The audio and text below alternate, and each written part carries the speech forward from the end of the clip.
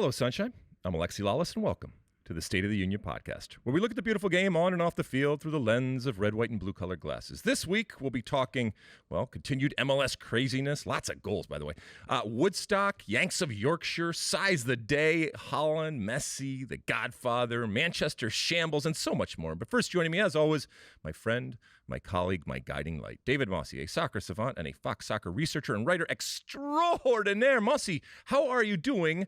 Back in studio, by the way, on this Monday, August 8th in the year 2022.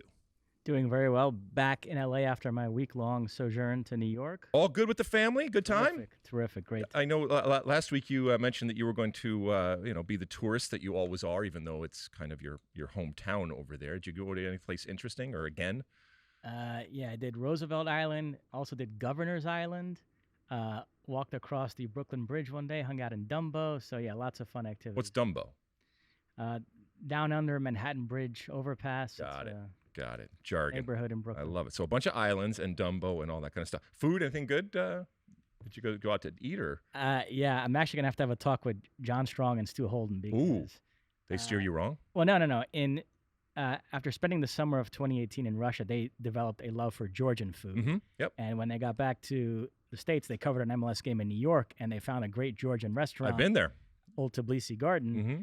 And they recommended it to me. When I came back to visit my parents, we ate there. I loved it. And I have now found another great Georgian restaurant that I'm going to recommend to them so they have another option as well. Oh, wow. All right. John Strong is going to be so happy and jealous. Watch anything interesting? Well, you gave me a homework assignment for this podcast, and yeah. I completed it. Last night, I watched all 3 parts of the Woodstock 99 documentary, so I am ready to talk about it. Now, so first off, people should know this is the Netflix Woodstock documentary, because there is also an HBO documentary about Woodstock, and you haven't watched that one yet, but a compare and contrast could happen here, because it's both about Woodstock 99 and the craziness that it was. First off, 1999, how old were you in 1999? Teenager. Did Woodstock 99 even register? Vaguely aware of it, but not really. Got it. At that point, I would have been playing in 1999, the summer of 1999, Kansas City. I would have been in the great city of Kansas City, playing for then Kansas City Wiz when this would happen. I did not go, but it did certainly register. Although a lot of the groups, the Corns and the Limp Bizkits that feature prevalently in this telling, were not up my alley when it came to music. So you watch documentaries. You don't necessarily have to know any of the music or know of the story to enjoy a documentary or not. So, verdict. Thought it was very compelling. I do owe an apology to Ja Rule because suddenly the Fire Festival doesn't look so bad. Yeah, I mean, at one point I think they have one of the kids there, and a lot of were kids saying, this is Lord of the Flies type of stuff, and it was, but I think it was a wonderful example of what can happen when you have no rules, no consequences, no security in the form of any type of policing, and price gouging and all of the things in a confined space with no shade under the blazing summer sun. And it very, very quickly deteriorated. And, it's easy to say, and I think right to say, they should have anticipated this. Why were these things done? And certainly after the fact, it's easy to say that. But the ease and the speed in which we as humans can devolve should not be surprising, because we have ample examples of it in history, and this is yet another example. And yet, at the end of the documentary, if you watched it, time and time again, they asked people would they go back again, and they said yeah. And so it was a seminal type of moment and experience, even though it was this incredible show. And they do ask Michael Lang if the events of this Woodstock stain the memory of the one in '69, and he says, yeah, maybe. I actually disagree with that. I think if anything, it elevates it. Because it makes it even more utopian, and it makes it even more pure. And by the way, even the original Woodstock, if you watch the documentary and if you read about it, it had plenty of problems there, but it has taken on new meaning. And I guess if you compare and contrast with what happened, and people forget there was a '94 Woodstock too, which, you know, there was mud and rain and all that kind of stuff. So anyway, it's a really good thing. And like I said, the juxtaposition between the two documentaries, I thought that the HBO one was a little bit more preachy, and I thought this one gave a better overview of, like I said, show. I guess it should be the Trainwreck, because that's actually what it's called, Trainwreck Woodstock '99 on the Netflix one. You had mentioned The Offer a couple weeks ago, and I blazed right through that. And it's one of my favorites. It's already elevated to one of my favorites, okay? And this guy, there's an actor in it called Matthew. And by the way, for those that don't know, The Offer is a docu-series about the making of the Godfather movie, the original first Godfather movie, and all of the trials and tribulations that they go through. And if this guy, Matthew Good, who is the actor that portrays the producer Robert Evans, isn't nominated for something, then we're doing this wrong. This guy was absolutely fascinating. I couldn't take my eyes off him. He's not necessarily the star, and wonderful acting throughout.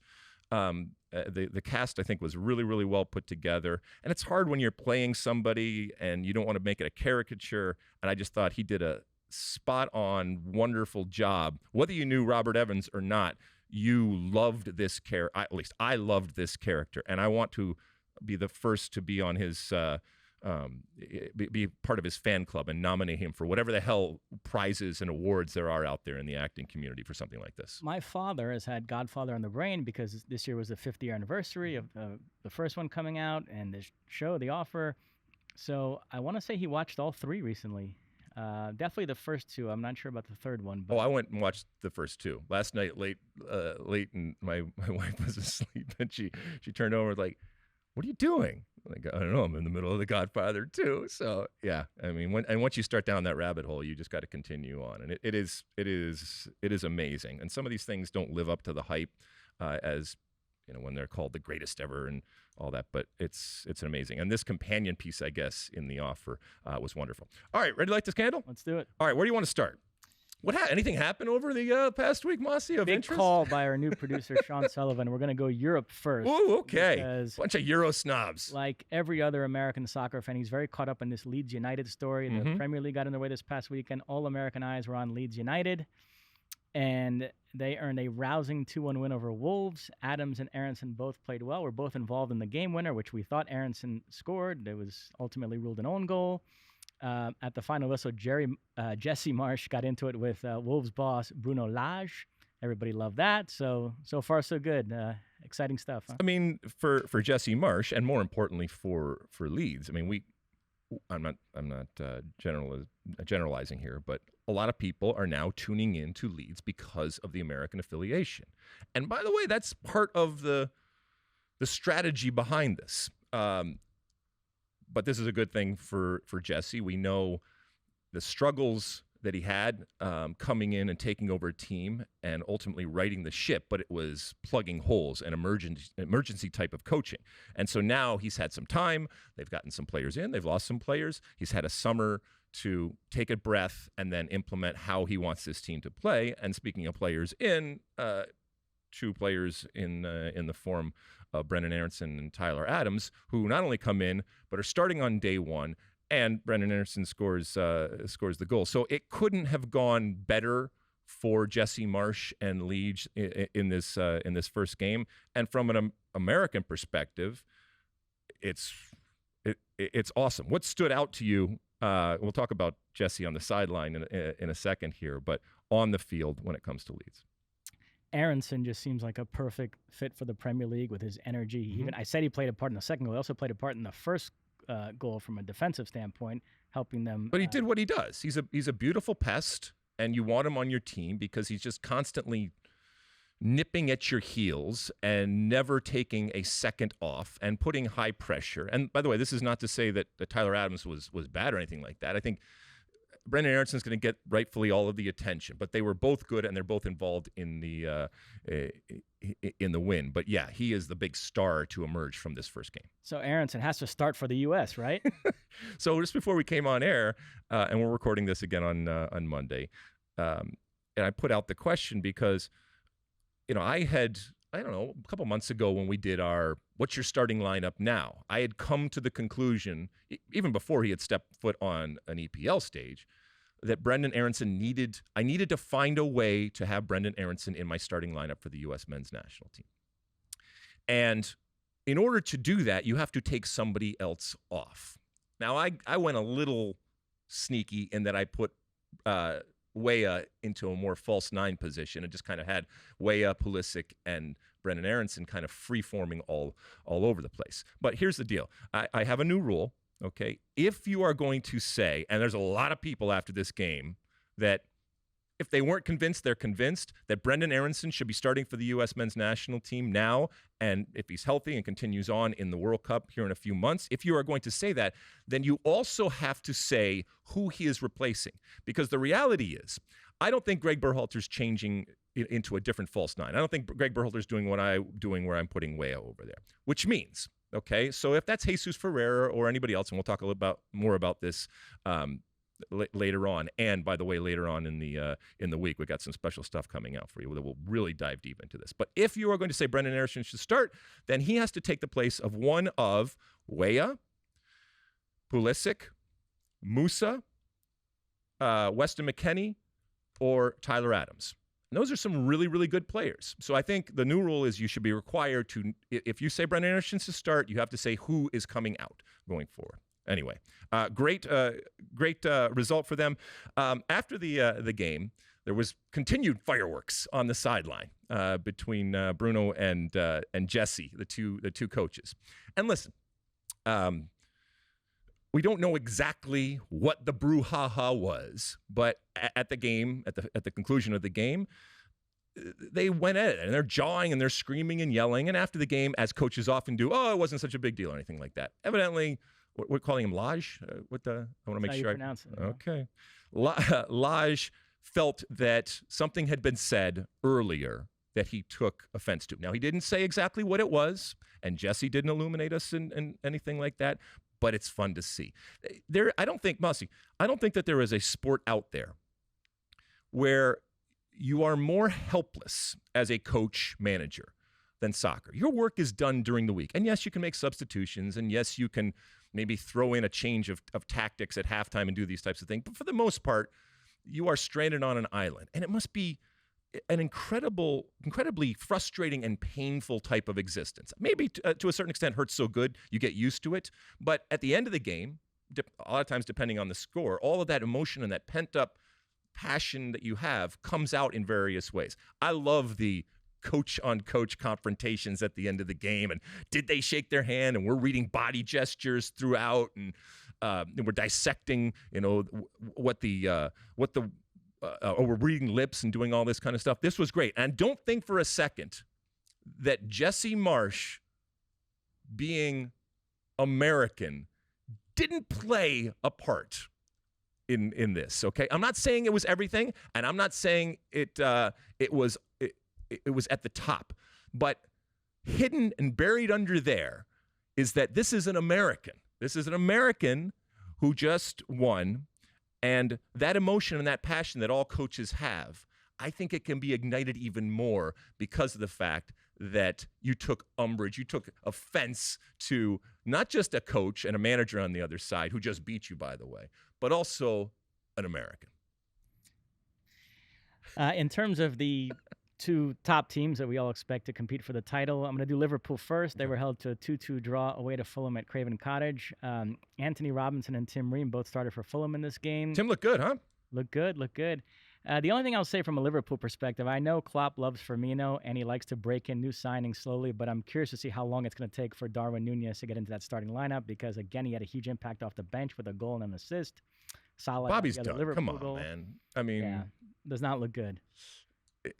It's not that he can't play or anything like that, but that I think it's run its course. Keith Costigan told me there's some talk about them playing a 4-2-3-1 with Firmino as a 10 behind Núñez, so that might be a creative way that Klopp finds to get them both into the lineup. But, okay. I don't know. If I guess. Firmino I mean, if you believe that he's one of your best players, then the argument is get as many of your best players on the field, and so do what you have to do to get your best players. Okay, fine. I just don't believe he's one of your best players. So. That was on Saturday. Then on Sunday, Manchester City with a nice and tight. Well, hold on one second. One more. Do you think that Tim Ream played well enough? And it's not like we watch Tim Ream on a consistent basis, but we know who Tim Ream is as a player. And I don't know how much he has changed, but do you think he's on the plane to Qatar? I think he should be more in the conversation than he is, but it doesn't sound like he's very much in the mix. So you are up on Tim Ream. I am too. I mean, look, we know he has his limitations and his weakness, like any player right now. But we're still not sure on what that center back pairing is going to be ultimately when it comes to Qatar. And talking to Greg Berhalter a couple of weeks ago, I think Zimmerman will start, but it certainly wasn't in pen when it came to talking with him. So it's wide open right now. On Sunday, Manchester City picked up a nice and tidy 2-0 win away to West Ham. Erling Haaland with both goals. The first one was a penalty which he earned and converted. And then the second one, beautiful through ball from De Bruyne. Haaland adjusts his body so he can shoot on his preferred left foot and slots it home. Yeah. So he's off and running. I mean, he took the long way around to get to that left foot. I mean, it doesn't matter. Do what you want to do. Obviously, that's what he preferred. What's interesting to see is the reaction to Haaland, right? And look, I know that there's Euro snobs and then there's EPL snobs, right? And so it's so centric that it's almost as if this guy just fell into our lap. Who is this guy? Where has he been? Holy shit, I can't believe that this guy is so good. And that's not for us to pump out our chest and say, yeah, because there's a lot of other soccer that exists in Europe and around the world that is actually going on that is high quality. But we understand that the EPL, when you finally do it in the EPL, there seems to be this added reverence and gravity to what you are doing. And so it was interesting for this, not for everybody, but for a lot out there, including a lot over there in England, to see this moment that, oh, I get it now. Oh, he gobbles up space and he's really, really fast for a big man. No, all right, we've been watching this now for years. Okay, and that he's doing this exact same thing is this aha moment. I mean, come on. And then he had a post-game interview in which he cursed multiple times, which was an homage to you, I think. Okay, so the cursing thing, it was you know exactly what you're doing, okay? And he is a smart man. I'm talking about Erling Haaland, okay? He knew exactly what he was doing in that moment. It endears him to the culture, and in the same way that when I was in Italy and I did that, it endeared me in a way that if you were Italian or if you were English, you wouldn't be able to do it, and it wouldn't come off the same. But to look at it as, oh, it's so cute. Don't think for a second that he didn't know exactly what he was doing in that moment. Even though it's not his first language, I can tell you from experience that it is calculated, all right? And not in a bad way, okay? Because you play the cards you're dealt. So so that we look at it, oh, it's so cute and wonderful, and isn't that adorable? And don't ever change, and that's wonderful. And finally, somebody actually giving a human response to an interview. Don't be misled by the fact that this is a second language type of situation here. He knew exactly what he was doing. One underrated aspect of the Haaland signing is City, the last few seasons, they've had this committee approach to penalties. You never know who's going to take it in a big spot. And now they have a guy that there's no doubt about. Well, it was very, very clear who was taking that one. Pep was asked about that after the game, and it's very, very clear. The other Manchester team did not make... They're still in the EPL, right? Yes. Okay. Good start to their season. Manchester United lose at home to Brighton 2-1. Cristiano Ronaldo began on the bench, came on in the second half, was not able to affect the outcome. Disastrous start for Erik ten Hag. United pick up where they left off last season. Well, you say he wasn't able to affect the outcome. And yet, there's Ronaldo cam, and we're analyzing every expression that he has and every movement. Look, has he become a distraction? Well, first off, the more things change, the more they say the same. Is just this is just not a good enough team, and nobody wants to coach anybody up anymore. There's plenty of talent on this team to be better than what we saw, or is there? Do you think so? I mean, is it a loss after one game? I think in the midfield there's some real personnel issues. Yet again, you're starting Fred and McTominay. So, but there's no excuse for guys like Sancho and Bruno Fernandes and Rashford to not be more effective. Ten Hag has to figure out a way to get more out of them because they are world-class players. For Ronaldo, I think, look, he takes plenty of crap, and a lot of it justified, okay? But in this case, I feel like it's being heaped on his shoulders that he's the problem and he's a cancer. And I mean, even Rebecca Lowe after the game, our friend over there at NBC, she took a shot at him. Yeah, she wasn't happy at the way that he has behaved or acted. I don't think it's so out of bounds. I think he's frustrated. I think he wants to play at a better team. I think he's always kind of played at very, very good teams, and this is a team that is not a very, very good team. But I think it's unfair to. I think it's a distraction. You're distracting from what the real problem is, and the real problem is not Cristiano Ronaldo. One note on Brighton. I've sung this guy's praises before in the podcast. I'm going to do it again. Moises Caicedo, this young Ecuadorian midfielder. He's an amazing talent. It's amazing he's at Brighton. He was linked to bigger clubs, including Manchester United. There was a weird agent situation with him, which scared off some big clubs. Rory Smith wrote a piece about it in the New York Times. So he ends up at Brighton for 5 million euros. And I mean, the guy, he could be playing for a much bigger club. I mean, it's the steal of the century that they got him. And again, he was very, very good. I'm excited to watch him at the World Cup with Ecuador, if Ecuador are indeed in the World Cup, because Chile is still appealing. That whole situation. If your agent, your representation is a liability, then it's on you. I'm talking about you as a player, all right? You chose who you wanted to represent you. And I'm thinking you chose it for a reason, because of the leverage they have, the power, they promises, well, all that kind of stuff. And if it doesn't happen, and more importantly, not only if it doesn't happen, but it doesn't happen specifically because of the people that are representing you, either things that they are doing or they are not doing, that is a problem. You got to get the hell out of there.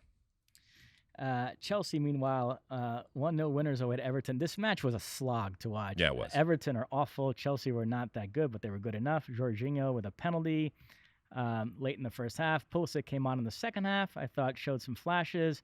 But, you know, it's pretty clear to me that in that Chelsea Thomas Tuchel ecosystem, the Pulisic experience is never going to be all that satisfying for U.S. fans. This felt like picking up where we left off last season with it's not fans on Twitter arguing about whether he played well or not, and Chelsea fans versus U.S. national team fans, and the whole thing feels kind of toxic to me. But it's not going to be satisfying because he's not starting, or because of his head coach and the way that Chelsea play? Yeah, just the vibe around it. He's going to be in and out of the lineup. But would the vibe change if he was starting every game? Yeah, I mean... Well, no, because those are two different things, okay? Because you could be starting every game and playing for a coach that doesn't know what they're doing or is not putting you in a position to succeed even though you're starting every game. That's definitely not happening with Christian Pulisic right now, but he's not even starting. So I guess my question to you then is Tuchel, even take Christian Pulisic out of the equation, is he the right man for the job? I'm starting to wonder. I've always liked him as a manager, but his inability to get more out of these attacking players it's a pattern now. He's enough just guys going through them, right? I mean, it's next man up. We'll see what Sterling does this season. That was their big attacking signing. We still have a few weeks left on the window. We're going to talk about Chelsea in the Ask Alexi segment when it comes to transfers. Both North London clubs victorious. Arsenal in the opening game of the season, 2-0 winners away to Crystal Palace, and then Tottenham took care of Southampton 4-1. If we can sneak in a little EPL predictions here, I am bullishly high on Tottenham. I think obviously City and Liverpool are the clear-cut top two and will battle for the title, but I think Tottenham is like a clear-cut third, and it's going to be Chelsea and Arsenal battling for that last Champions League spot. I love the fact that they have Bentancur and Kulusevski for a full season. They have obviously Antonio Conte for a full season. They've added guys like Richarlison and Perisic. You've got Kane and Son ready to go. Romero at the back. I love everything about that team. I think Tottenham are locked and loaded this season. All right, so you got definitely Tottenham finishing top four. Yeah. And you have Arsenal. Okay, good news for the Chelsea Arsenal folks and Arsenal, out there. I'm kind of 50-50 on that. I mean, if you force me to make a prediction right now, I will go Arsenal, and Chelsea drop that. Oof. Wow. Piers Morgan's going to be so happy. Wow. All right, cool. One last thing before we leave England. On the U.S. national team goalkeeper front, Ramsdale had a blinder. I mean, it's going to be really tough for Matt Turner. He's going to probably have to content himself with cup games there. Stefan did play for Middlesbrough and had a bit of a shocker. What's the opposite of a blinder? Yeah, I mean, so, it's funny. If you, not to be a jerk, but if you go by Twitter this weekend, you would have thought this was like a great Yanks abroad weekend. I thought it was very much a mixed bag, especially if you're just honing in on World Cup relevant guys, because the goalkeeper situation, Turner not playing, Stefan's skills may have a trophy to the point where, I mean, you can't feel great about that guy being the starting keeper in Qatar. Yeah, well, I think what you saw, I'm trying to read Twitter, which is a big mistake, but I think what you saw is the the amount of players that are playing over there, and many very high-profile players are on the books over there, just continues to increase. And it's one thing to be there. It's another thing to actually get on the field. And it's a whole other thing once you're on the field to actually play well. And so I think it was an overall explosion of joy and excitement and anticipation of seeing so many Americans over there playing. But to your point, we also have to get past that and say, well, it's fine. Okay, it's not we've had Americans playing there for decades, but the sheer amount that are playing. But then now we have to get into the nitty-gritty. It's, okay, but are you playing? First off, are you playing? Are you getting on the field? And secondly, are you doing things well when you get on the field? In the case of Zach Steffen, it was not good. It was not good. It was not good for his team, but it was also not good relative to the U.S. national team, which he's trying to solidify his number one spot. Let's go to Germany next. And I'm going to start with Bayern before we do PFOC. We have this talk every season, and we're going to have it in week 1 this season. We covered the Bundesliga for 5 years. I really enjoyed it. There's a lot to like about that league. The football is exciting. It's high scoring. The fans young are amazing. Players. They it's play a young breeding players. Ground for young stars. Yep. Although some recent young stars haven't lit the world on fire in their subsequent destinations, which has led to some derision of the Bundesliga, the Sanchos and Havertz and Werners. We'll see what Erling Haaland does. But nevertheless, the Bayern thing is just a major issue. I'm sorry, the Derek Rays of the world can get defensive about it, but it's not just Premier League snobs. Even people like Ian Joy and Keith Costigan were tweeting about it, and you took a couple pops, for Bayern to go to Frankfurt opening weekend, and it's 5-0 at the break. I mean, what can you say about it? that we don't say every single year, and unless there is fundamental change, which is not going to happen. And by the way, it's not Bayern's fault. Okay, I mean, I guess they're part of the collective, and so in essence, they are creating the situation. But they are using the mechanisms and the rules and regulations and whatever restrictions that are there to field the best team on a consistent basis. And how do they do that? Well, they do it first and foremost through money, good development, and an entrenched type of culture and history that just oozes winning and success. And that's fine. But if you're trying to, again, all these leagues are trying to become global, and you're trying to sell it to everyone. Look, we know that there's a separation, and we know that there's the haves and the have-nots, and that's part of the problem in the structures that exist. At least the EPL, we talk about top 4 and we talk about top 6. At least there's multiple teams right now. When it comes to the Bundesliga, there's one team. And so everyone will say, okay, yeah, but the real interesting things are in the weeds, I guess. No, that's not how you sell it to the world. It's like, yeah, we really got to get into the weeds. No, I want to see big teams. I want to see stars, okay? But I want to see that they have competition. I'm not saying you have to have competition every single game. But, you mentioned the pops that I took. Our friends over there at ESPN, and look, they're televising it, and we've televised it. And even when we were televising it, we were going through this and having this internal debate and external debate publicly is, how do you fix it? They were like, this is amazing. It's really not amazing. It's absolutely the most predictable thing based on what has happened over the last 10, 20 years, that Bayern Munich comes out, kicks the crap out of 99% of the opponents that they face, and every once in a while they lose because the soccer gods just don't smile on them. And that if you are, it's not even safe money. It's the safest of all money to expect Bayern Munich to once again win the Bundesliga. Keep in mind, Frankfurt won the Europa League last season, first German club other than Bayern team to win a major European trophy in 25 years since Dortmund in 1997.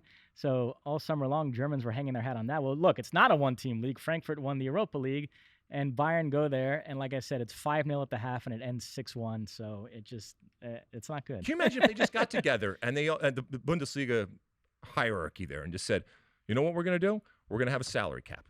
That's it. We're going to have a salary cap and just let the chips fall where they may, and see if it changed the perception of the league, and more importantly, the business of the league, and that global, because right now the global perception is people will watch Bundesliga, okay? But there's always with the understanding that this is a one-horse league, and that's Bayern. And a Bayern team that just sold Lewandowski, you think maybe they're not going to be as imperious as they have been, and yet they score all these goals. Now, what the Derek Rays say is that, hey, everybody's hung up on the Bayern thing. There's good stories elsewhere around the league. One of them being Union Berlin. Our last season covering the Bundesliga was their first ever Bundesliga season. They had just gotten promoted, the 1920 campaign.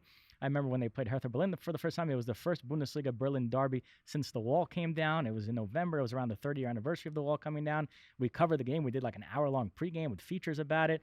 And Union Berlin have been a great story. That season, they finished mid-table, and 7th the following season, 5th after that, 1 point out of a Champions League spot. And they begin this campaign with a 3-1 win over Hertha Berlin. The first of their goals scored by American Jordan Pefok, who signed with them this summer. So that's great. That's wonderful. But hold on a second. That's a great story. It's a great story. It's missing the most important component, okay? They have no shot to win. How can why should I follow a team that has no shot whatsoever to win? I'm talking about winning the title. And you say, well, there's a romance and there's the underdog and blah, blah, blah, and there's smaller victories that are just as important. All that. No.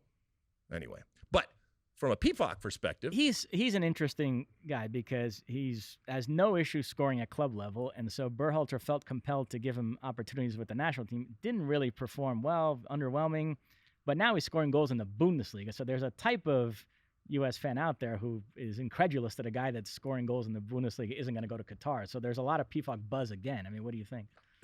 Every week we come on and an American male with an American passport scores a goal. And everybody goes crazy. And why? Because we don't have anybody up there. Because the position continues to be wide open. So I get it. But again, form is fallacy, okay? So I'm happy that he's scoring, and I do think that when you are scoring and you are an American male with an American passport, you will get called in. You will, but we've also seen him at different times. And look, it doesn't mean that players can't change and players can't improve. I mean, and it's a good thing. In my expert opinion, Mossy, players like PFOC scoring goals is a good thing, not just for him and his team, but potentially for the U.S. national team, which is going to need at some point as many American males with American passports that are scoring as possible. Yeah, PFOC versus Brandon Vazquez is becoming a thing on Twitter with dividing the fan base. But we've seen PFOC. MLS guys. Yeah, well, right. And, we'll talk Brandon Vazquez and MLS. Staying with the American center forward front, Augsburg got drilled at home by Freiburg 4-0. Pepe came on in the second half. I didn't watch this, but our producer, Sean Sullivan, thought he had a pretty good performance. But still, he hasn't scored in like a year. I mean, it's hard to get too excited. I mean, we want him to do well. And we are bending over backwards to put everything in a positive light. And so him, despite this massive transfer and all the talent that he has, just getting on the field, that's a good thing, okay?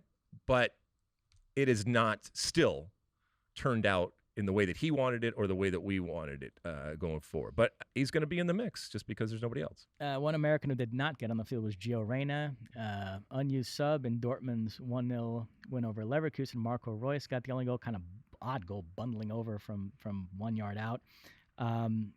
Sounds like they're going to treat Gio with some kid gloves there, given all the injury problems last season. So I'm not sure. Yeah, I don't think it's a question of talent. It's just he's fragile. Yeah. He's what was the movie Unbreakable? Yeah. Sam, what's his name, played the guy that just he fell down and he broke himself. That's Gio Reyna, and so we have to bubble wrap him right now, and that's obviously what they're doing over there. So keep in mind, I've been talking up Dortmund's potential to challenge Bayern this season. They were dealt a really unfortunate blow. Sebastian Haller, who they had signed to replace Erling Haaland, terrible news. Discovered he has a tumor, and so who knows if and when he's going to play again. It sounds like they're going to sign Anthony Modeste from Cologne, who scored 20 Bundesliga goals last season. French striker, pretty good player. So he's going to be the center forward replacement for Haaland. So depending on how he settles, that'll determine whether we have any sort of Bundesliga race or not. We'll keep an eye on that. All right. Can we what move else? on to France? Sure. A league where, frankly, you could say the same thing we just said about the Bundesliga. Right. So PSG began the Liga campaign with a 5-0 demolition of Clermont Foot. Mbappe did not play. Messi and Neymar did. They were both sensational. Both those guys are in great form to start the season, ready to go. Neymar had a goal and 3 assists. Messi had 2 goals and 1 assist, including the first bicycle kick goal of his career. There were 2 moments in this match that got Ronaldo Twitter in an uproar. On Neymar's goal, there was a cross, and Messi kind of parried it into the path of Neymar, and lots Did of he? people on Twitter were calling it a brilliant assist, while Ronaldo fans said it was a miscontrol. Where do you come down on that? I think at the last second he realized that Neymar was behind him, and it's an errant hit off of his pinky toe. Yeah. Yeah, I didn't think that he meant to do it. And then he scores the bicycle kick goal late. Everybody's going nuts about that. But Ronaldo fans come rushing in to point out that Ronaldo's famous bicycle kick goal against Juventus was better, which I agree, but let us still enjoy what was a terrific goal. And Ronaldo's sister got involved. She was liking tweets that were crapping on Messi's goal. So that was a fun little Saturday night subplot. Well, not all goals are created equal, and not all bikes are created equal, okay? I mean, there's just the actual act of the bicycle. And there's some where it looks like, somebody's lumbering and it's not really there and awkward. And then there's some that are almost, the perfect silhouette, the ideal version of it.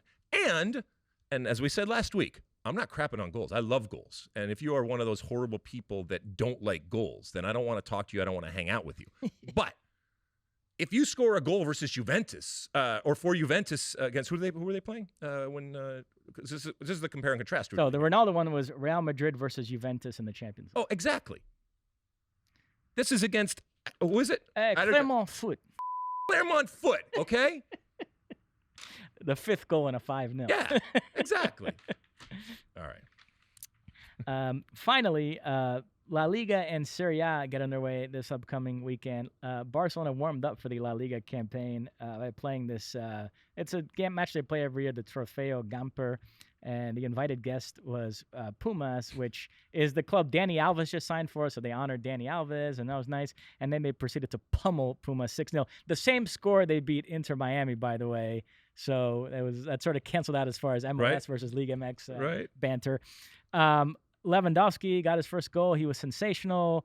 And guys like Pedri and Ousmane Dembele and Rafinha shined. However, this match occurred against the backdrop of this news that Barcelona are not yet able to register any of their new signings. So this is sort of the latest chapter in this Barcelona saga. And I'm not surprised, by the way, because the president of La Liga, Javier Tebas, he's been the most vociferous critic of the PSGs and Man Cities and UEFA's inability to enforce financial fair play. So La Liga have instituted their own financial fair play rules that he wants to hold up as an example of how things should be. And he's been sitting back watching Barcelona all summer, and I knew he wasn't going to make it easy for them. He wants to show that, here in Spain, the rules actually matter. And so, financial fair play has to do with your spending on players can't exceed what you bring in revenue. Barcelona thought they had crunched the numbers in such a way where they were in compliance, and La Liga said, no, not yet. So they've got to figure out a way in the next few days to generate more revenue. They're going to sell off further parts of the club that they haven't sold off already. This will be studied in years to come in terms of business courses and accounting courses. And I mean, I would love to see the Excel sheets when it comes to what they are attempting to do here. And so that somebody, and look, I'm not, this man may be an ideologue, whatever, in terms of the way he views the world, but maybe some of that practical type of thinking and actually following of the rules needs to creep in to what's going on. So in that sense, my hat's off to him, but I don't think it's going to change anything in terms of what Barcelona is going to do. A crazy story today that they're trying to explore voiding Frankie de Jong's contract because of criminal activity. Now that could be fudging of numbers or tax evasion types of things. Nothing. I don't put it past Barcelona at this point. Anything. They are desperate. They are doing all sorts of things to try to obviously bring in as much money, but mortgaging the future and doing. It's the larger issue here. And at the end of this month, when the transfer window closes and we do kind of a look back at the transfer window, I want to get into this deeper. We don't have to do it today. This segment's already been very long. But, they wouldn't be in this issue if they had been able to sell off some of the players that they want to get rid of. But this is not just a Barcelona problem. It's big clubs all around Europe. They give out these big contracts, and then when it comes time to get rid of certain players that they have no use for, the players don't want to leave. Right. And so it becomes a major issue. There are several guys in this Barcelona squad right now that they do not want to be on the squad. They've made it clear to them, you're not going to play this season. Please leave. And the players are like, no, actually, I'm under contract, making great money. I'll sit on the bench. You know what the answer is? America. You get traded, you get traded. All right? Unless you have a no-trade clause. Yeah. And there's very few players in sports that have that. Hey, pack your bags. Get the hell out. One player they were able to unload is Ricky Puig, who's off to MLS, and we'll talk about MLS coming up. All right. And so both those leagues start this weekend. Correct. Oh, wow. We'll have plenty to talk about then next week. All right. Good wrap up there. Anything else? That's it. All right. We'll take a quick break. When we come back, we will head over to MLS. All sorts of crazy stuff going on in MLS. Don't go anywhere. All right. We're back. It was a nutty MLS weekend. There was one point I think I had 9 different screens up on my computer. I didn't even know I could open that many windows, and you can't follow when you're doing that. But there were so many games, so many goals, so much to talk about when it comes to this MLS weekend. And it should be said, like I said, we're recording this on a Monday.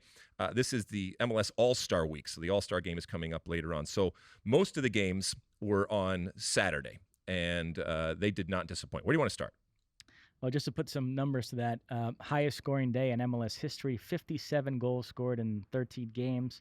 We'll start with the best team in the league, LAFC. They are charging towards the Supporter Shield, 4-1 winners away to RSL. Arango scored twice, got to play all 90 minutes. That's some man management there on Steve Cherundolo's part. Bale again did not start, but they made a double sub in the 64th minute. Him and Brian Rodriguez came on for Vela and Opoku. Kellen Acosta had gotten the third, and then the second, and then Arango got the third, which was his second of the game. And then Bale rounded out the scoring with a sensational goal, a beautiful run down the right side. He cut into the middle, slotted it home. So all is right in LAFC's world right now. They're flying. They're flying. Now, I don't think they, from a statistical perspective, they are on course to possibly be to get the most points ever. And we'll remember a couple years ago when they were a juggernaut. I still don't see them as complete of a team as that was then, but they are still flying right now. And that you have Bale as a super sub at this point, that you are taking off your center back pretty much every single game, and you're not missing a beat. Yeah, this is great. And you have the Rodney Dangerfield up there, who just continues to score goals. And you have an open DP spot that you might even figure out a way to have the rich get richer. So it's flying now for LAFC and Steve Cherundolo. Speaking of that aging center back, yes. It did provide some comic relief. Was it comedy? Bizarre. Did you laugh at that? I did. You did not. I thought it was disrespectful. And I would question but for those that don't know what we're talking about, there came a point in the second half when Chiellini, who was still in the game, being the center back that he was, a ball got played over his head. And he had probably, the back line was pushed way up, and he had probably 50 yards behind him. And that's a real problem for any center back, including Chiellini. The ball played up, he misjudged it in terms of heading it, and it was heading over his head into that space, at which point he would have had to turn and run, and it would have been a foot race, and he would have lost it. It was very, very clear. So what does one do in that position? He jumped up. I guess there is a little comedy in it. Jumped up, and as if he was down in Manhattan Beach at the volleyball tournament, batted it down like he was putting his arms over the net of a volleyball thing. And in the moment, everybody laughed and stuff like that. I don't think that he does this if it's not in Major League Soccer. And I do think that in that instance, it's debatable, but it would absolutely, for me, have been justified from a red card perspective. You got a yellow card on it, and you have to take into account distance. And like I said, there was a great distance, so a lot had to happen. But you basically, by doing that, stopped a breakaway. And, breakaways, I don't know what the percentages are, but you stopped a obvious goal-scoring opportunity there, and you only got a yellow card. And you made a mockery of the league that you're playing in by doing that. So, yeah, I didn't like it. I love him as a player, and I just thought that it deserved a red card in my estimation. And you could justify it first and foremost because of the laws of the game. And yes, I said there's plenty of distance, but yeah, I didn't like it. We talked about Brandon Vazquez briefly in the previous segment. Let's really dig into it here. Cincinnati beat Philadelphia 3-1. Vazquez got one of the goals. He's up to 14. So, like I said, there's a type of person that thinks he definitely has to be in that September call-up and is salivating at the prospect of him being in Qatar. Then there's the more Euro snob Jordan Pefok guys who think, wait a minute, one guy's scoring goals in MLS, the other scoring in the Bundesliga. There's no comparison. Or, Yeah, I mean, I get it. But in what other country or culture, if you had a player doing this, would it be poo-pooed to just consider him for a possible national team call-up? I mean, the guy he's just consistently scoring. He did it the other day. He did it, by the way, in front of, evidently, Greg Berhalter and the U.S. men's national team staff. So he has a sense of occasion and pressure, and he is living up to it. And again, it could be a dud. It just could be he's going through this wonderful moment, or it could be that it's a bridge too far for him when he gets to the national team in terms of his ability and or the pressure that he is going to face. But again, if this wasn't unique circumstances, then maybe I think the argument would hold a little more weight. But we have nobody. And each week that he scores, someone says, yeah, you should consider him. I would be flabbergasted if he is not called into the upcoming games here. And I think that Greg Berhalter, who I know has his guys, and I know also thinks about bigger picture things and long-term things, I think he would be derelict in duty not to, at the very least, give a look. Because this is, again, while you've been able to watch him, you haven't been able to watch him in the context of the national team. And so when you talk about Pefok and others, there's difference because there's an understanding of the dynamic and what he brings to the team on and off the field, how he trains, how he holds himself. And then obviously the most important component, what he looks like when he finally gets on the field in that U.S. jersey. But I mean, it's great. It's great whether he gets called in or not. It's still great for him. It's great for Cincinnati. And keep in mind here, this is why I love Major League Soccer. And I'll talk about this later on. But this weekend, you had arguably the worst team in history last year, and when it comes to Cincinnati, kicking the crap out of arguably the best team in the league, Philadelphia. That is vintage MLS, and it's a crazy league, and I love everything about it. Anyway, go ahead. And they are above the playoff line. Brenner also scored. He continues his resurgence. And Cincinnati have announced that they're going to sign Matt Miazga, which is a really nice pickup. So, yeah, things really looking up there. Pat Noonan doing a very good job. Well, in our Ask Alexi segment, we're going to talk a little bit about loans and stuff like that. And believe me, he was going to come up in that conversation. Okay. Absolutely. One of the crazier games of the week, there were many, but Toronto beat Nashville 4-3. Both Italians get on the score sheet. Bernardeschi converts a penalty, and then Insigne with a lovely finish from outside the box. So Toronto benefiting from this infusion of talent. They're only 4 points out of a playoff spot. What'd you make of this one? So they're 4 points out of a playoff spot, but they're 6 places, 6 places out. And again, it just gets back to this musical chairs thing. It's going to be really, really close. I think I said before that they dug themselves too much of a hole, but if they go on a run, they're certainly going to need some help from others. Tell me if you agree with this. I'm looking at the East standings. About the only thing I'm somewhat certain of, and even this I'm not 100%, is that DC United are not going to make the playoffs. Yes. And I think everybody from the Red Bulls up is safe.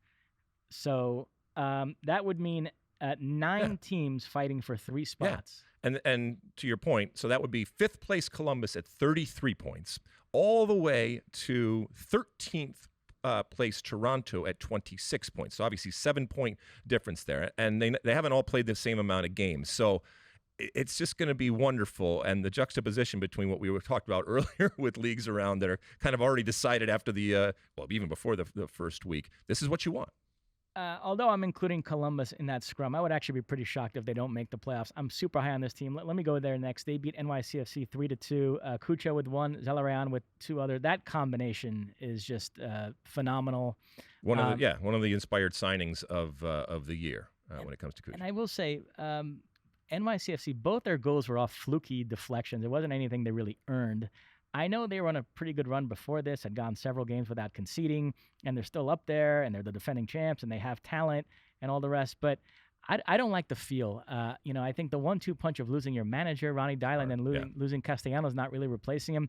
To me, NYCFC, I'm surprised I'm saying that they feel like pseudo contenders at this point. I actually would be really surprised if they won MLS Cup again. Do you agree? Well, even if they hadn't lost their coach and leading scorer, I still think it's it's hard. Just because it's hard. But I do think that is a hard thing to have happen. But you get to the playoffs and all sorts of crazy stuff can happen. I can't believe you're poo-pooing a second-place 42-point team right there. Yeah, it's weird, but I just don't like the feel. Okay, all right. You're feeling something. You're sensing something. Your spider senses are tingling. Okay, got it. I mentioned both these teams, so just the one scoreless game this weekend, DC United and the Red Bulls played to a 0-0 draw. Don't have to spend too much time on that. So they did not contribute to this record 57-goal output. But Atlanta with a big win. They're very much in that playoff scrum in the East. Yep. 2-1 over Seattle. Andrew Gutman with a sensational winner. They needed that. And again, 60,000 people there in Atlanta at Mercedes-Benz. I think that's what it's still called over there. So it was a fun game to watch, and there was desperation kind of leaking from both sides, to be quite honest with you. I don't think this is the end of days when it comes to Seattle, but we talked last week that there's a lot of worry. Your spider sense was tingling for Seattle last week, as was mine, and this certainly doesn't help. But from a neutral's perspective, this was a fun game, and to send those 60,000 home on a last-minute goal was wonderful. Great theater. I was reading Matt Doyle's Armchair Analyst, which is appointment reading for me to prepare for this podcast. He's out on Joseph Martinez, the old Joseph Martinez ever coming back. He thinks he needs to be a super sub at this point, and Cisneros is the starter there. Are we done with any notions of the old Joseph Martinez coming back? Well, we haven't seen any. And so what do you say? Well, is it just the injury? And obviously, this is a very serious injury. He would not be the first player to come back, a different player from a very serious injury. But he's also coming back into a very different Atlanta team than when we put him on that pedestal. And so I think so if this version physically of Martinez was playing with the LA team of three years ago, the Atlanta team of 3 years ago, our perception might be very, very different. But if he's not even physically able to do some of the things that he did before, and he's playing on a weakened Atlanta team, which absolutely this is, that's a bad that's a bad combination, and I agree with Matt that but I don't know how that changes. And you know him, he's a proud man, and a super sub type of situation for him I don't think is acceptable or tenable. The Galaxy have dropped 5 of their last 6. The latest defeat 4-2 to SKC. This game was 3-0, and then Chicharito scored twice late to make it interesting, but then Shallowy slammed the door. Galaxy down in 9th. They're behind both Portland and Seattle now. Are they really? I know they've played fewer games than them, but this feels like it's trending toward. And they're going to get Ricky Puig here, and Brugman is still settling, but it just feels like it's trending towards them missing the playoffs again. Here's the problem for the Galaxy, is that no matter what you do, in this age of the Galaxy, you are going to be compared to LAFC, and so you can be bad as the Galaxy, and the Galaxy has been bad before. The problem is if you are bad and LAFC is one of the great teams in the league, it makes you look that much worse. And I'm sorry, that's just the way that it is. You knew it when it happened, when LAFC came into the market. I thought it was going to light a fire. It hasn't really, and it certainly hasn't materialized. And I'm not, notwithstanding the results in El Tráfico and those great moments that you have. But ultimately, right now, for LAFC supporters, they have to be looking and saying, what's going on with this team? And it's not even interesting. It's interesting in its failure, and that just speaks to the super clubbish nature of LA Galaxy, where there are plenty of people out there, like I said, that are cheering the demise of this once great team. And maybe Puig changes Puig, right? Is that what we're calling him? Yep. Ricky. Yeah. Puig changes their fortune here, but as I said last week, we said the same thing about Cabral. So get it if he's that great, then get him in as quickly as possible because they need something. And they're lucky Portland didn't get even more separation of Oof. them, because that was an insane game. Portland take the lead over Dallas in 90+6. Marvin Loria has a penalty save, but then puts in the rebound, and you think, okay, that's the winner. But then Dallas somehow comes back and scores an equalizer off a corner. So Own goal. Portland... Shara put it in. I mean, it was to see that stadium just deflate in that moment, because, they're cutting logs and, happy days are here again, and we're getting this incredible victory, and everybody's going nuts. And then on the last play of the game, there's a corner kick, and it comes in and skims off the back of Chara's head and goes in the corner. And, oh, man, a point that feels like a tie that feels like a loss. Just two more I want to hit. Colorado 4-3 winners over Minnesota. Jossie Zardes with a hat trick in this one. Yeah, nice going, Loons. I mean, the Loons are single-handedly going to give Jossie Zardes a seat on the flight to Qatar. We slammed the door on out the door last week. For Jossie, are you willing to leave it slightly open? I mean, look, when we talked to Greg Berhalter, he said if he's playing and playing well, and obviously as a striker scoring goals, that's a good thing. It has to be said, to be fair, it's a blip, right, relative to a lot of the other games that he's played for Colorado right now. And he was gifted a couple of them. You got to be on the doorstep and you got to be in places to score, but some very, very suspect goalkeeping when it comes to those goals. Finally, another crazy game. Austin, San Jose ended 3-3. 2 more goals for Sebastian Driussi. We know you have your criteria, so we have to wait until the end of the season to see how Driussi shakes out. But for people that just go by eye test, there's now this growing feeling that he's the runaway leader in the... And I said, I was asked multiple times as we were going through the first half of this season, who's your first half of the season MVP? And so take away my criteria, because that happens at the end of the season. And I said Driussi. And he continues to be inspired. He continues to lead. Now, this wasn't a great result for Austin ultimately, but a great game and wonderful game for us. And from an MVP perspective, I think there's a lot of people right now. I don't know if he's run away, but I mean, he's worth the price of admission.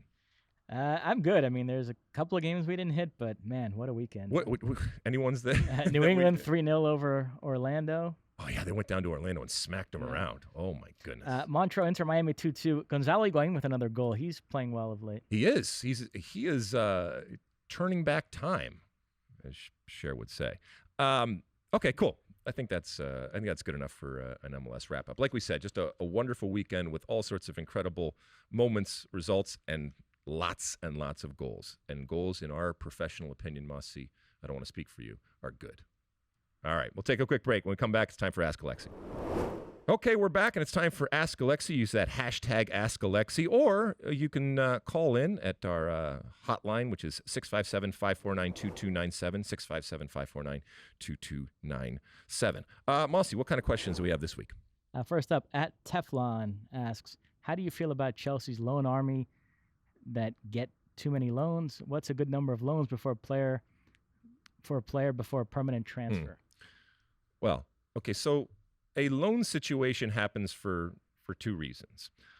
One, the club believes in you, but you're just not seasoned enough. And so this is an opportunity for you to go to, quote unquote, a lower level, a place where you are going to start and play and where you are going to develop to the point where you can be brought back to the mothership and happy days are there and you're starting and you're doing well. That's one reason.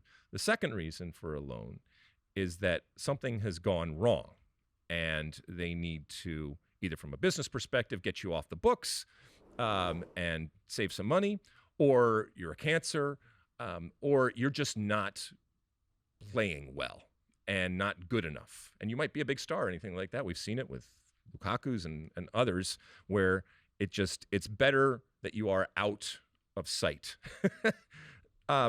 The number of loans that one has, who's the player for what is it, Costa Rica? The one that went on all those loans. Joel Campbell, right? I mean, you look at his resume and it's just loan. There's no number. Ultimately, I don't look at a loaned player.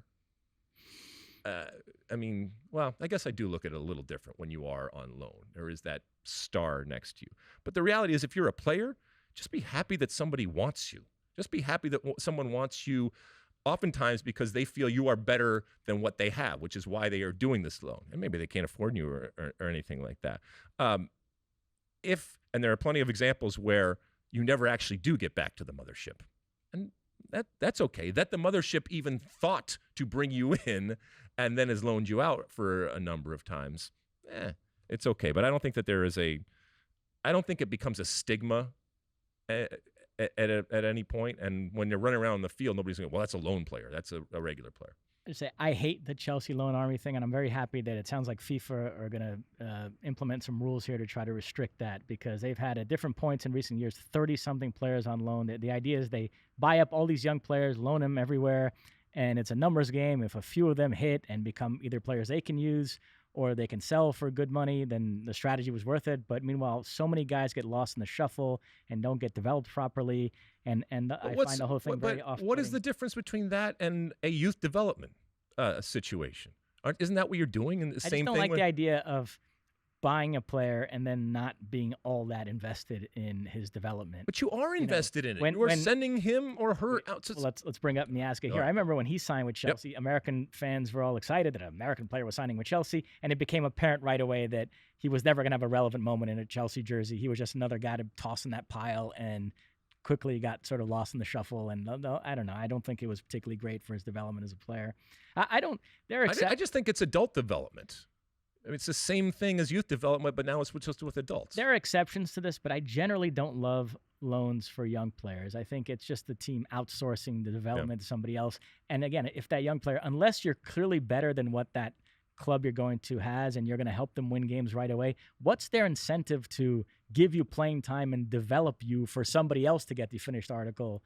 Or I guess it depends if it's in the Red Bull family, or if there's others, stuff like that, where it is part of a vertical integration and it's a satellite of something else. All right.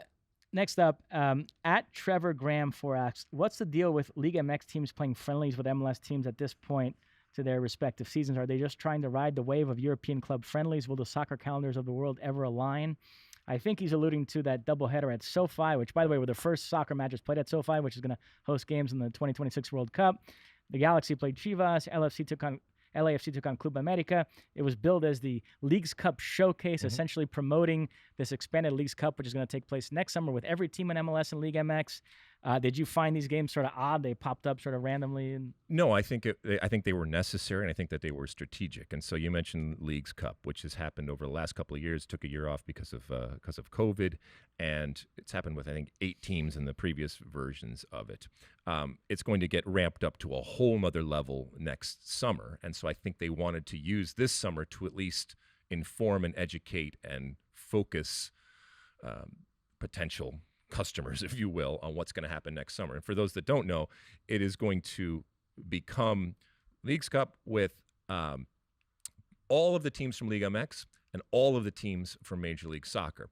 Both leagues are going to take a month off where there will be no league play. Only this tournament that is happening will occur. And it is a huge initiative for both of these leagues.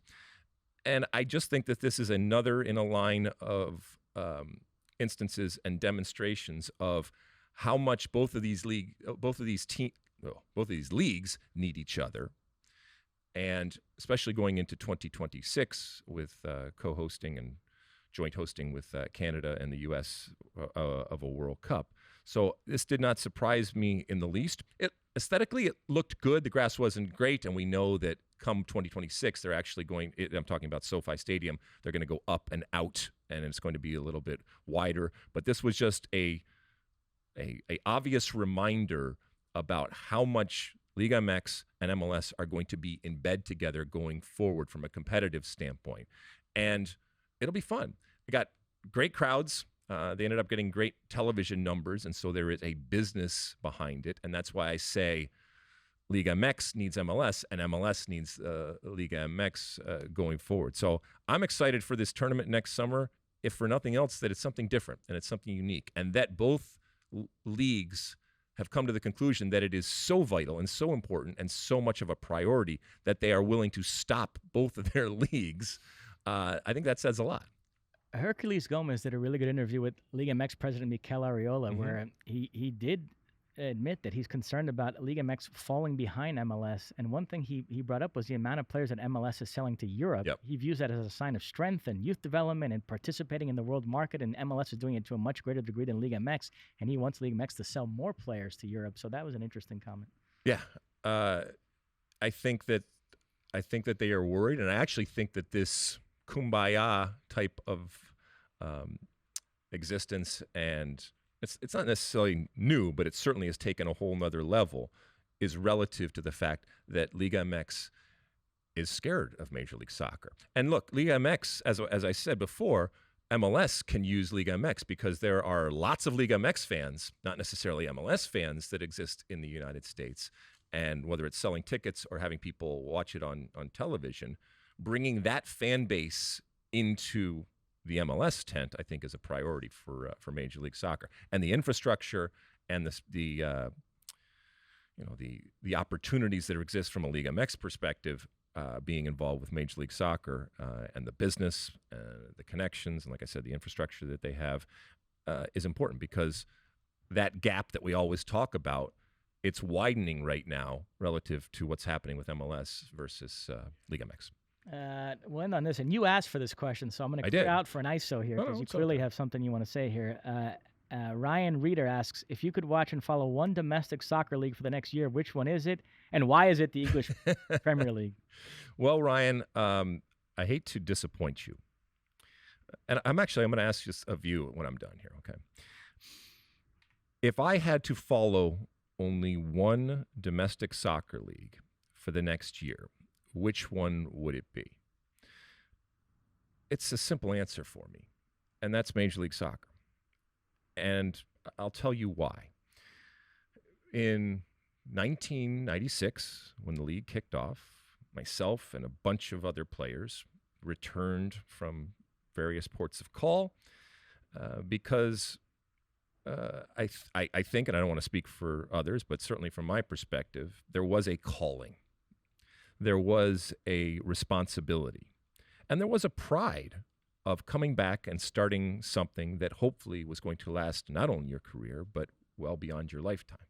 And here we stand almost 30 years later, and Major League Soccer has become the most successful professional soccer league in history in North America, and certainly in the United States. And so that pride at the moment has certainly been justified over the years.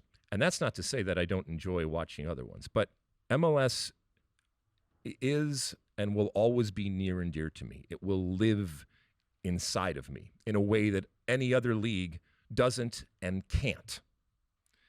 And again, it doesn't mean that I don't enjoy watching soccer from around the world, but I am emotionally invested in Major League Soccer. And look, everyone, I'm sometimes accused of, but you broadcast the league. It wouldn't change if we didn't broadcast the league. And by the way, with the Apple deal, a lot of it is going to Apple, and who knows, maybe we'll still be involved. But it's La Cosa Nostra. It is our thing, warts and all, because MLS has plenty of problems, and there are plenty of things to complain about on and off the field when it comes to Major League Soccer. But ultimately, this is my league, and I love it. And I love it for a number of different reasons. And I mentioned it a little earlier, but one of the reasons why is that unique parity. And I know it's manufactured, but when you can have a team go from worst to first within a year, when you can have a situation where, while there's no promotion relegation, there is that playoff line, a line that we use to kind of define good and bad, and you can have this musical chairs and this back and forth and such little separating these teams that are going to fall on one side or the other. I love that. And it makes it incredibly, to me, interesting and unique. And of course, that it happens in my own backyard, that it happens in my own country, makes it so that I have probably an extra connection. And I'm not saying people out there wouldn't always go for their local league. As a matter of fact, I think to this person's point, Ryan here would say it would be the EPL. EPL is the most popular league in the world. It's subjective whether it's the most entertaining league in the world. And ultimately, your question is, what would you watch and follow if you had to follow one domestic soccer league? And so my answer is unequivocally and without hesitation, Major League Soccer. When you say MLS has flaws, does bullying lower division clubs out of their stadiums, is that a...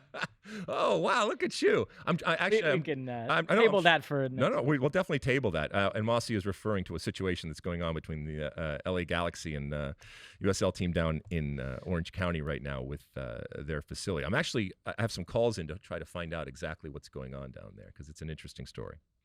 But yes, it does have flaws, whether it's that or many others out there. But it's my league. Fair enough. What would you say if you were asked the question?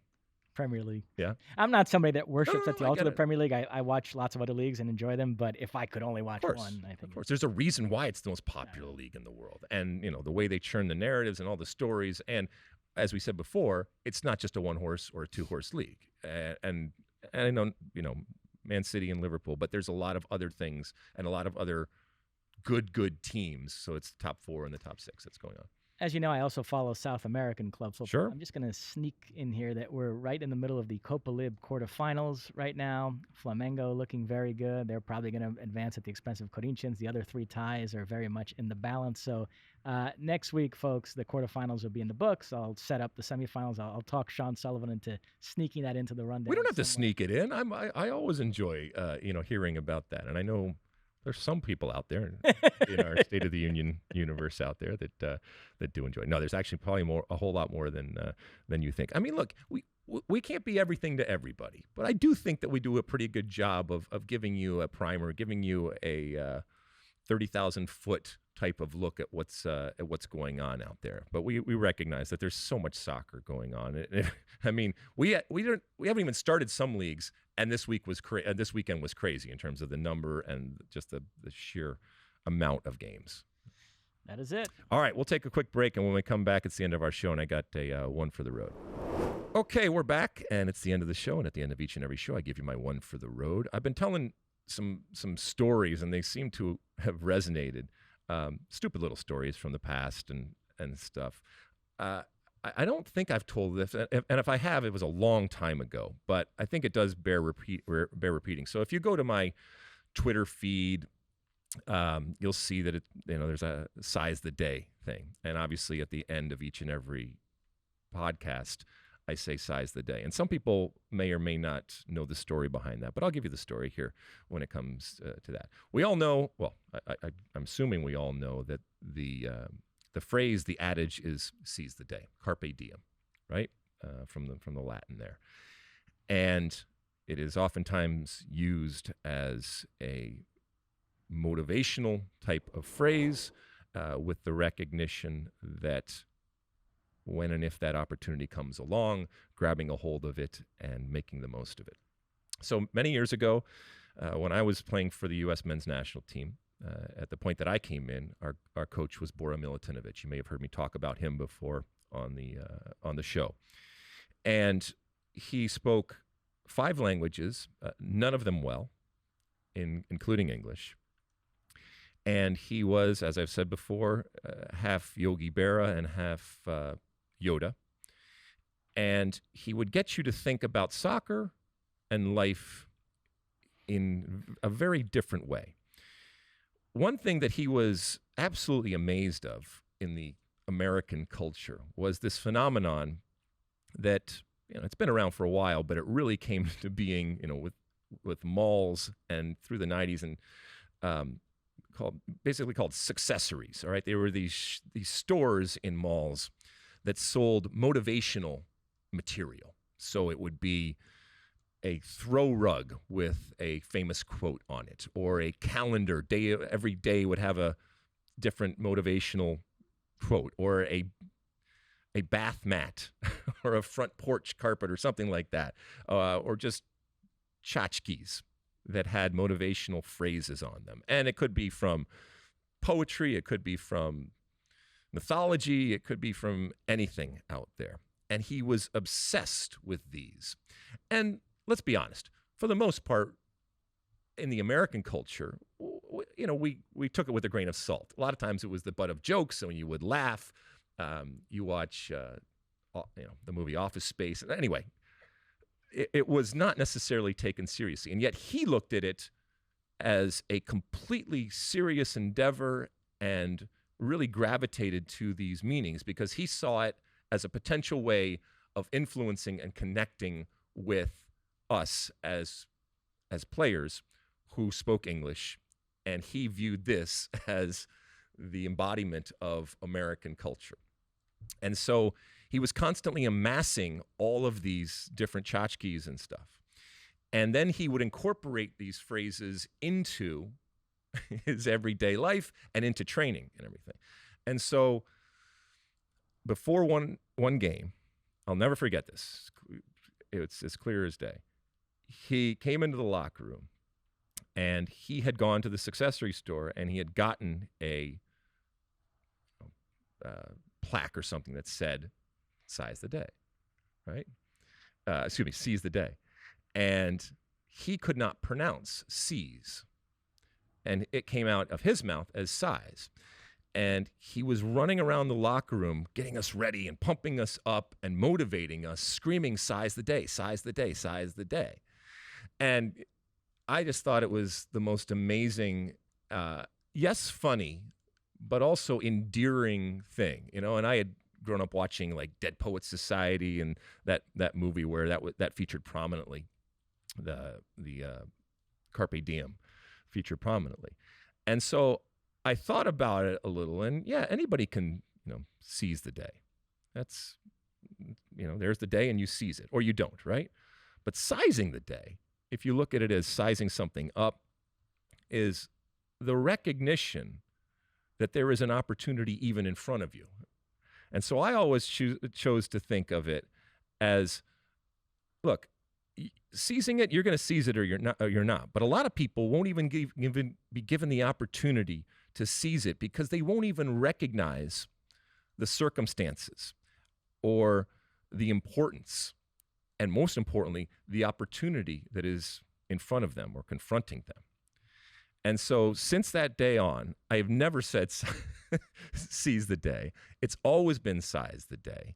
And you would not believe the amount of people that try to correct me because they don't know the story. So now you know the story and the background as to why I say size the day. I hope that illuminates you and gives people more of an understanding of what Bora was and how important he was and how something like Size the Day has come to be. We've been doing this podcast for 4.5 years. We began February of 2018, the week of the Pats-Eagles Super Bowl. Mm-hmm. And you've said that at the end of every podcast, and I had no idea why. Really? So I learned something. Yeah. That's how I learned why. It's you making fun of an immigrant for not speaking English well. Exactly. Well, Bora, if you're listening, I love you. And you changed my life in so many ways, not the least of which is you gave me, I took your catchphrase and now I use it on a consistent basis. So anything else, Mossy, before we go? That's it. Well, thank you for everybody for tuning in yet again. Thank you for all of the downloads and subscriptions and everything that's happening. Yes, as you know, we have started to add more content. And it is by design. We are very, very excited about it. I hope that you are excited about it. You will see more and more content populating your feed. Now, we are coming to you, as I said, on Monday, August 8th. Come this weekend, Mossy, will be 100 days out from the World Cup in Qatar. So this is the week that is upon us, is 100 days out from the World Cup. And so we're going to be doing all sorts of stuff when it comes to all of our Fox platforms out there celebrating 100 days out. A lot of digital stuff that you're going to see coming out. And one thing that we have coming out for you later on this week is a primer, a prep for the World Cup. Our good friend Stu Holden is going to join us, and we will go through a lot of the stories that we will be following and that will continue to evolve as we get closer and closer to the World Cup, whether it's the U.S., obviously a lot of U.S. stuff, and then a lot of other teams and everything that's happening as we celebrate 100 days out from the World Cup. And we will continue to have these different things. The other thing that's happening, Mossy, I don't know if you've heard about this, is that we are starting to add handles. All right, handles on Twitter and on Instagram and on Facebook and on YouTube and all sorts of different things. Well, yeah, YouTube will have its own. We'll have our own feed at some point going on over there on our own page when it comes to the State of the Union out there. So there's a lot of stuff going on in terms of the State of the Union right here, and we'll get all of that information out to you. You don't have to do anything necessarily other than follow us on these different things, but we're starting to ramp up the State of the Union with a lot of different things out there. So I'm excited about that. Anything, my friend? That's it. All right. Until next week, same time, same place. And as always, size the day. You like that clip? Well, my State of the Union podcast drops every week. Subscribe now on Apple Podcasts, Spotify, or wherever you get your podcasts.